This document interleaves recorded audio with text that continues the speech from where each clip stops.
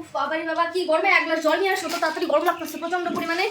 রক্ত জল না কয়টা বাজে 5 মিনিটের কথা কয়ে গেলা 2 ঘন্টা লাগাইলা। হ্যাঁ কই গেছিলা তুমি? হ্যাঁ এই কথা বন্ধ। তোমার জন্য একটা কাজ করতে গেছি, ও আমার উপরে গরম দেখায়।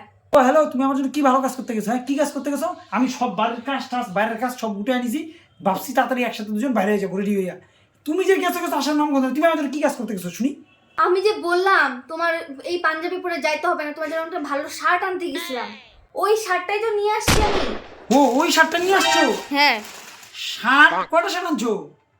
কয়টা শার্ট আনবো মানে? তুমি লোক একজন, তাহলে কয়টা শার্ট আনবো? একটা শার্টই আনছি তোমার জন্য। আরে একটা শার্ট আনছো কিন্তু ভিতরে তো দেখি সবই শাড়ি। শার্ট আমার কই? এই যে একটা শার্ট, এটা তো মোটামুটি 6-7টা শাড়ি আছে।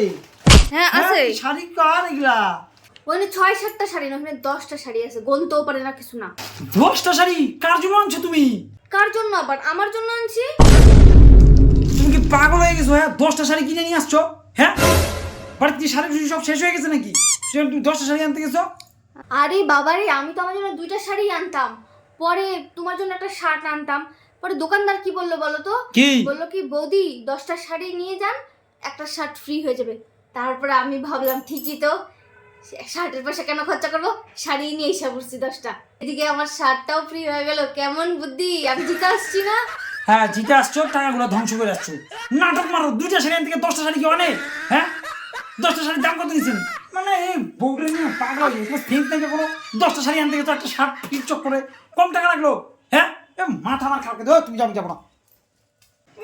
এটা ভালো কাজ করতে হয় না? ভালো কাজ করে নিয়ে এসছি না, একটা শাড়ি নিয়ে এসছি না, এটা ফেরত দিয়ে এসে আমার জন্য একটা শাড়ি নিয়ে এসে বলবো বিরক্ত।